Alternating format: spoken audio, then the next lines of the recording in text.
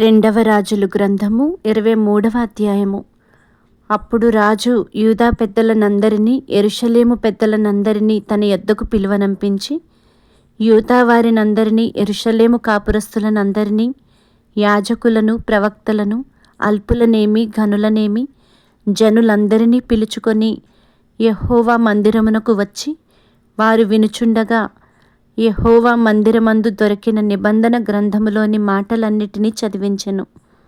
రాజు ఒక స్తంభము దగ్గర నిలిచి యెహోవా మార్గముల యందు నడచి, ఆయన ఆజ్ఞలను, కట్టడలను, శాసనములను పూర్ణ హృదయముతోనూ పూర్ణాత్మతోనూ గైకొని, ఈ గ్రంథమందు వ్రాయబడియున్న నిబంధన సంబంధమైన మాటలన్నిటినీ స్థిరపరచుదుమని యెహోవా సన్నిధిని నిబంధన చేయగా, జనులందరూ ఆ నిబంధనకు సమ్మతించిరి.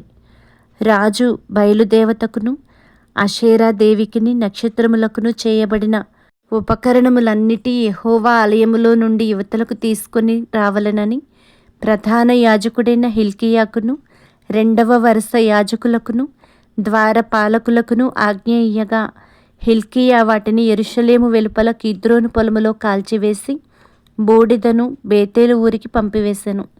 మరియు యూదా పట్టణముల యందున్న ఉన్నత స్థలములలోను యెరూషలేము చుట్టూనున్న చోట్లలోను ధూపము వేయుటకై యూదారాజులు నియమించిన అర్చకులనేమి, బయలునకును సూర్యచంద్రులకును గ్రహములకును నక్షత్రములకును ధూపము వేయువారినేమి అతడు అందరినీ నిలిపివేసెను.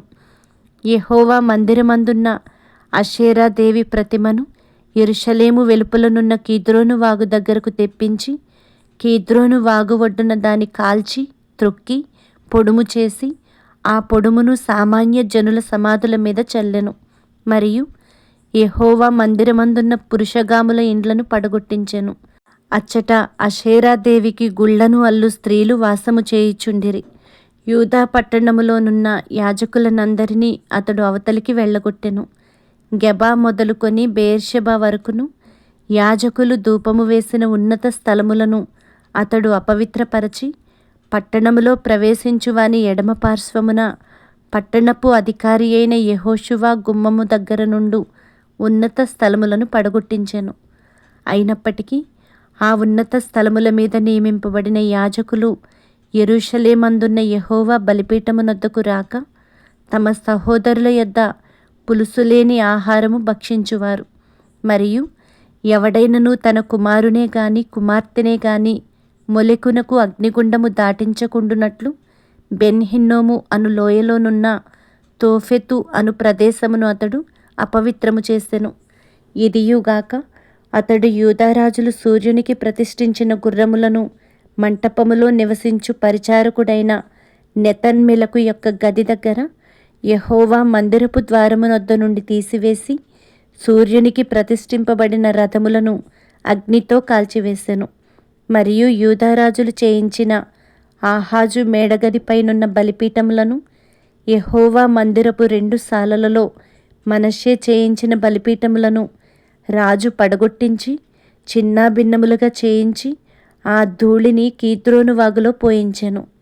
యెరూషలేము ఎదుటనున్న హేయమను పర్వతపు కుడిపార్శ్వమందు అష్తారోతు అను సీదోనీయుల విగ్రహమునకును, కెమోషు అను మోయాబీల విగ్రహమునకును, మిల్కోము అను అమ్మోనీయుల విగ్రహమునకును, ఇశ్రాయేలు రాజైన సొలొమోను కట్టించిన ఉన్నత స్థలములను రాజు అపవిత్రపరచి, ఆ ప్రతిమలను తునకలుగా కొట్టించి, అషేరాదేవి ప్రతిమను పడగొట్టించి వాటి స్థానములను నరశల్యములతో నింపెను. బేతేలులోనున్న బలిపీఠమును ఉన్నత స్థలమును, అనగా ఇశ్రాయేలు వారు పాపము చేయుటకు కారకుడైన నెబాతు కుమారుడగు యరొబాము కట్టించిన ఆ ఉన్నత స్థలమును బలిపీఠమును అతడు పడగొట్టించి, ఆ ఉన్నత స్థలమును కాల్చి పొడుము అగునట్లుగా త్రొక్కించి అషేరాదేవి ప్రతిమను కాల్చివేసెను. యోషీయా అటు తిరిగి అచట పర్వతమందున్న సమాధులను చూచి కొందరిని పంపి సమాధులలోనున్న శల్యములను తెప్పించి, దైవజనుడు యెహోవా మాట చాటించి చెప్పిన ప్రకారము వాటిని బలిపీఠము మీద కాల్చి దాని అపవిత్రపరచెను. అంతటా అతడు, నాకు కనబడుచున్న ఆ సమాధి ఎవరిదని అడిగినప్పుడు పట్టణపు వారు, అది యూదా దేశము నుండి వచ్చి నీవు బేతేలులోని బలిపీఠమునకు చేసిన క్రియలను ముందుగా తెలిపిన దైవజనుని సమాధి అని చెప్పిరి.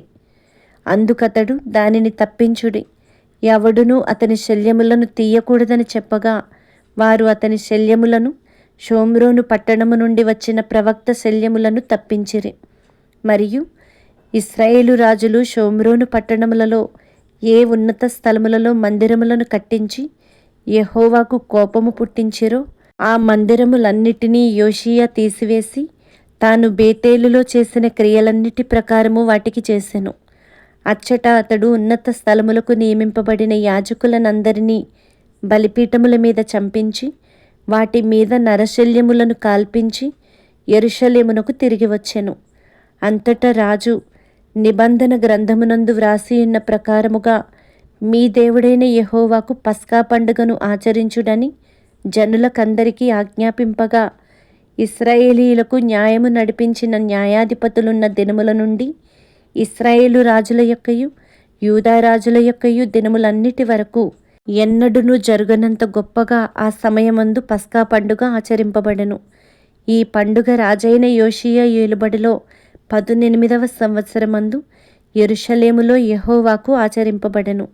మరియు కర్ణ పిశాచి గలవారిని, సోదె చెప్పువారిని, గృహ దేవతలను, విగ్రహములను యూదా దేశమందును యెరూషలేమునందును కనబడిన విగ్రహములన్నిటినీ యోషీయా తీసివేసి యెహోవా మందిరమందు యాజకుడైన హిల్కీయాకు దొరికిన గ్రంథమందు వ్రాసియున్న ధర్మశాస్త్ర విధులను స్థిరపరచుటకై ప్రయత్నం చేసెను. అతనికి పూర్వమున్న రాజులలో అతని వలె పూర్ణ హృదయముతోనూ పూర్ణాత్మతోనూ పూర్ణ బలముతోనూ యెహోవా వైపు తిరిగి మోషే నియమించిన ధర్మశాస్త్రము చొప్పున చేసినవాడు ఒకడునూ లేడు. అతని తరువాతనైనను అతని వంటివాడు ఒకడునూ లేడు. అయినను మనష్షే యెహోవాకు పుట్టించిన కోపమును బట్టి ఆయన కోపాగ్ని ఇంకను చల్లారకుండా యూదా మీద మండుచునే ఉండెను. కాబట్టి యెహోవా, నేను ఇశ్రాయేలు వారిని వెళ్ళగొట్టినట్లు యూదా వారిని నా సముఖమునకు దూరముగా చేసి నేను కోరుకొనిన యెరూషలేము పట్టణమును, నా నామమును అచ్చట ఉంచుదునని నేను చెప్పియున్న మందిరమును నేను విసర్జించెదనని అనుకొనియుండెను. యోషీయా చేసిన ఇతర కార్యములను గూర్చియు అతడు చేసిన దానినంతటిని గూర్చియు యూదా రాజుల వృత్తాంతముల గ్రంథమందు వ్రాయబడి ఉన్నది. అతని దినములయందు ఐగుప్తు రాజైన ఫరోనెకో అష్షూరు రాజుతో యుద్ధము చేయుటకై యూఫ్రటీసు నది దగ్గరకు వెళ్ళుచుండగా తన్ను ఎదుర్కొన వచ్చిన రాజైన యోషీయాను మెగిద్దో దగ్గర కనుగొని అతని చంపెను. అతని సేవకులు అతని శవమును రథము మీద ఉంచి మెగిద్దో నుండి యెరూషలేమునకు తీసుకొని వచ్చి అతని సమాధి యందు పాతిపెట్టిరి. అప్పుడు దేశపు జనులు యోషీయా కుమారుడైన యెహోయాహాజును తీసుకొని అతనికి పట్టాభిషేకము చేసి అతని తండ్రికి మారుగా అతనిని రాజుగా నుంచిరి. యెహోయాహాజు ఏలనారంభించినప్పుడు 23 ఏండ్ల వాడై యెరూషలేములో 3 మాసములు ఏలెను. అతని తల్లి లిబ్నా ఊరివాడైన ఇర్మియా కుమార్తెయగు హమూటలు. ఇతడు తన పితరులు చేసినదంతటి ప్రకారముగా యెహోవా దృష్టికి చెడు నడత నడిచెను. ఇతడు యెరూషలేములో ఏలుబడి చేయకుండా ఫరోనెకో హమాతు దేశమందున్న రిబ్లా పట్టణమందు అతనిని బంధకములలో ఉంచి దేశము మీద 50 మణుగుల వెండిని 2 మణుగుల బంగారమును పన్నుగా నిర్ణయించి యోషీయా కుమారుడైన ఎల్యాకీమును అతని తండ్రి అయిన యోషీయా కుమారుగా రాజుగా నియమించి అతనికి యెహోయాకీమను మారుపేరు పెట్టి యెహోయాహాజు ఐగుప్తు దేశమునకు కొనిపోగా అతడచ్చట మృతి పొందెను. యెహోయాకీము ఫరో ఇచ్చిన ఆజ్ఞ చొప్పున దేశము మీద పన్ను నిర్ణయించి ఆ వెండి బంగారములను ఫరోకు చెల్లించుచు వచ్చెను. దేశపు జనుల యొద్ద నుండి వారికి నిర్ణయమైన చొప్పున వసూలు చేసి అతడు ఫరోనెకోకు చెల్లించెను. యెహోయాకీము ఏలనారంభించినప్పుడు 25 ఏండ్ల వాడై యెరూషలేమున 11 సంవత్సరములు ఏలెను. అతని తల్లి రూమా ఊరివాడైన పెదాయా కుమార్తెయగు జెబూదా. ఇతడును తన పితరుల చర్యలన్నిటి ప్రకారముగా యెహోవా దృష్టికి చెడు నడత నడిచెను.